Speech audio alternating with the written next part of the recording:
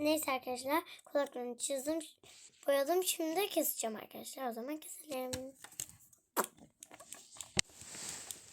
Evet arkadaşlar, böyle yaptım. Şimdi bantla şuna şöyle yapıştıracağım. Tam şöyle.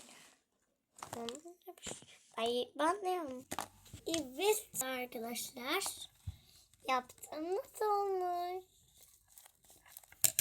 Bence çok güzel oldu. O zaman yani o kadar. Bunu yaptık. Buralar darmadağın oldu. Burayı da bir toplarız değil mi? Hadi bakalım beraber toplayalım. Gelin bakalım yanıma.